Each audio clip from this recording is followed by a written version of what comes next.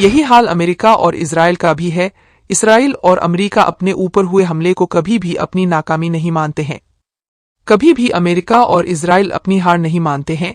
3 दिन पहले जो जॉर्डन के अंदर अमेरिका के सैन्य ठिकाने पर हमला हुआ था, जिसमें 3 अमेरिकी सैनिक मारे गए थे, वॉल स्ट्रीट जर्नल की रिपोर्ट के मुताबिक 47 सैनिक बुरी तरह से घायल हैं।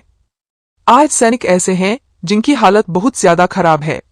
इनकी भी मौत हो सकती है। अमेरिका के सैन्य ठिकाने पर हुए इस हमले के बाद अमेरिका के एयर डिफेंस सिस्टम पर सवाल उठने लगे। अमेरिका का मीडिया अमेरिका को भेजने लगा कि अपना एयर डिफेंस सिस्टम इतना कमजोर हो गया है कि एक आत्मघाती ड्रोन आया, हमला करके सैनिकों के मारकर चला गया। वहीं अमेरिका अपने आप को सुपर पावर कहता है और इस तरह से हमला उसके सैनिकों पर हो जाए तो बीजेपी वाली बात तो है।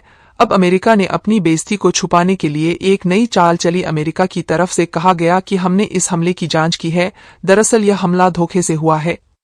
हमारे ऊपर हमला करने की किसी की औकात नहीं है। यह हमला धोखे से ऐसे हुआ कि जब आत्मघाती ड्रोन हमारे सैन्य अड्डे पर हमला करने के लिए आ रहा था तो उसी वक्त हमें खबर मिली कि हमारा एक आत्मघाती ड्रोन जो उस एरिया में घूम रहा था वह भी वापस आ रहा है। तो हमारे सैनिकों को ऐसा लगा कि हमारा ही ड्रोन हमारे सैनिक तथा आने पर वापस आ रहा है, इसलिए न तो हमारा एयर डिफेंस सिस्टम एक्टिव हुआ और न ही हमारे सैनिक एक्टिव हुए। लेकिन जो आत्मघाती ड्रोन हमारे सैन्य ठिकाने की तरफ आ रहा था वह हमारा नहीं था। हमारा ड्रोन थोड़ी देर के बाद आया लेकिन सेम टाइम पर आने वाला था, इसलिए धोखा हो गया और हमारे ऊपर हमला हो गया।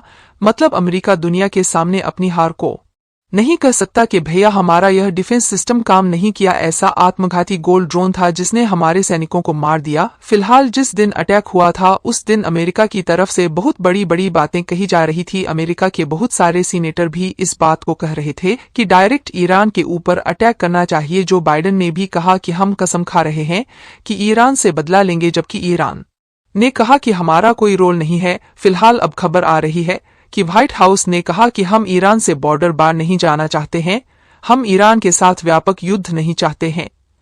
लेकिन ईरान के प्रॉक्सी, ईरान समर्थित जो मिडल ईस्ट के अंदर एक्टिव हैं, हम उनके ऊपर हमला जरूर करेंगे। दोस्तों, इजराइल की सेना कैसी कैसी छिछोरी हरकतें गाजा के लोगों के साथ कर रही है। ये फोटो आपकी स्क्रीन पर है, वे के कट्टरपंथी नेता इसके साथ ही है जो लोग दिखाई दे रहे हैं। कोई कुर्ता पजामा पहने हुए है, कोई गले में रूमाल डाले हुए हैं। ये सारे के सारे इजराइल के सिपाही हैं। इजराइल की एक गुप्त इकाई है, उसी के ये सैनिक हैं। और यह गुप्त इकाई के सैनिक फिलिस्तीन में किसी भी जगह भेष बदलकर पहुंच जाते और वहां पर जाकर अटैक कर देते हैं। ऐसा इन्होंने आशु बाबा किया है। जैन के अंदर एक हॉस्पिटल में बहुत सारे ऐसे गुप्त सैनिक साइलेंट वेपन लेकर पहुंच जाते हैं।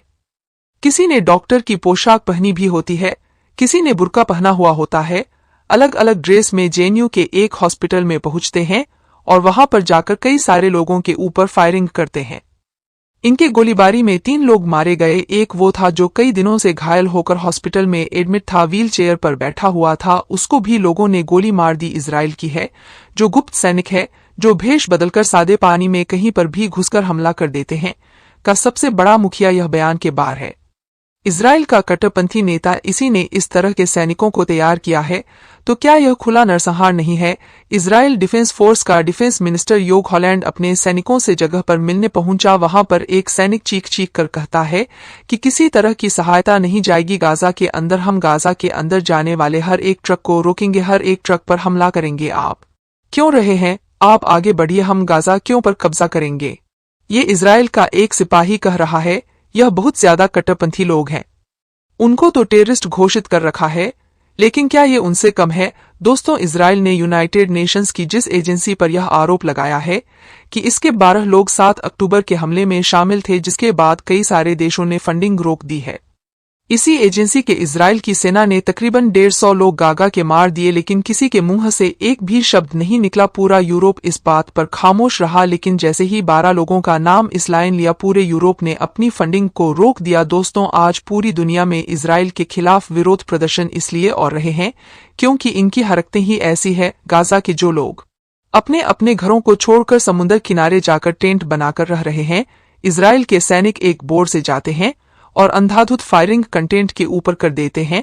आपको पहले भी कई बार ऐसी चीजें दिखा चुका हूं कि ये लोग टिकटॉक वीडियो बनाने के लिए अंधाधुंध फायरिंग कर देते हैं। और ऐसा यह हमेशा से करते चले आए। फिलिस्तीनियों के साथ इनको किसी का डर खौफ नहीं है। जब इनका मन चाहता है बस्ती में घुसते हैं, फिलिस्तीनियों की अंधाधुंध फायरिंग शुरू कर देते हैं। वीडियो बनाने के लिए खबर आ रही है कि सीरिया के उमरतेल क्षेत्र में अमेरिका के सैन्य ठिकाने पर आज फिर कई मिसाइलों से हमला किया गया है। तो मिडल ईस्ट में अमेरिका के ऊपर एक के बाद एक हमले हुए ही जा रही हैं। खबर और आ रही है लाल सागर से कि हौथी ने आज फिर अमेरिका की जांच को निशाना बनाया है।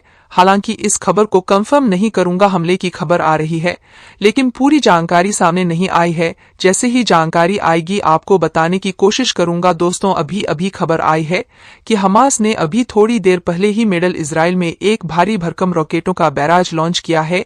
इसमें ऐप के जरिए आप सारी कहानी ही समझ सकते हैं कि हमला कितना बड़ा था, कितने रॉकेट इजराइल की तरफ दागे गए हैं। जितने यह लाल निशान है ये सारे के सारे रेड अलर्ट हैं। इन जगहों पर इतने सारे रॉकेट लॉन्च किए गए हैं। काफी सारे रॉकेट्स को आयरन डोम इंटरसेप्ट कर लिया, लेकिन कुछ रॉकेट अंदर जाकर गिरे भी। नुकसान तो आप भूल ही जाएं, कभी आपको बता सकता है।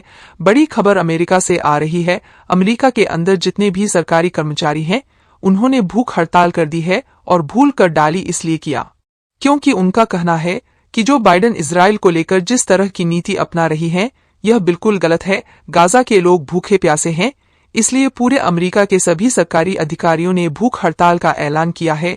दोस्तों, दुनिया में शायद ही कोई ऐसा देश हो जिस देश की जनता गाजा के साथ ना हो, इजराइल के खिलाफ ना हो, लेकिन उस देश के नेता इजराइल का साथ दे रहे हैं। ब्रिटेन से खबर आ रही है। ब्रिटेन के विदेश मंत्री डेविड कैमरन ने आज ब्रिटेन के अंदर जितने भी अरब देश हैं उनके राजदूतों से मुलाकात की। ब्रिटेन के विदेश मंत्री ने कहा कि हम भी चाहते हैं कि फिलिस्तीन एक अलग देश बने, एक अलग राज्य का दर्जा उसको दिया जाए। हम आपको साथियों के साथ मिलकर इस बात की पूरी कोशिश करेंगे कि फिलिस्तीन को अलग राज्य बनाया जाए। इस्लामी देशों के साथ मिलते हैं तो इस तरह की बातें करते हैं, और अंदर अंदर ये लोग क्या कर रहे हैं आप सब लोग देख रहे हैं। इसने कहा कि फिलिस्तीन को अलग देश का दर्जा तो दे दिया जाएगा, लेकिन उससे पहले यह सारी चीजें भी देखी जाएंगी कि अलग देश जब फिलिस्तीन बन जाएगा तो फिलिस्तीन के अंदर किस तरह से क्या होगा, कौन सरकार चलाएगा, कैसे वहां पर कामकाज चलेगा, क्या उसको यूनाइटेड नेशंस की मान्यता दी जाएगी। इन सारी चीजों पर विचार करने के साथ ही हम पूरी कोशिश करेंगे अपने साथियों के साथ मिलकर कि फिलिस्तीन को अलग रास्ता बनाया जाए। आपकी स्क्रीन पर यह जो दो लोग नजर आ रहे हैं ये ईरान की पुलिस किसी भाई थे, इनकी आज मौत हो चुकी है। ड्रग की तस्करी करने वालों ने इन दोनों को आज ईरान के अंदर मार दिया। इस बात की जानकारी खुद पुलिस अधिकारियों की तरफ से दी गई है। ईरान के अंदर ड्रग तस्करी बहुत ज्यादा लोग करते हैं। हमेशा ईरान की पुलिस की ऐसे तस्करों से झड़प होती रहती है, और इसमें ईरान के कई सारे सिपाही अक्सर मारे भी जाते हैं। इन दोनों को आज ड्रग तस्करों ने मार दिया। फिलहाल इस वक्त के कुछ बड़े अपडेट थे, और भी अपडेट लगातार आ रहे हैं। तब तक के लिए हमारे चैनल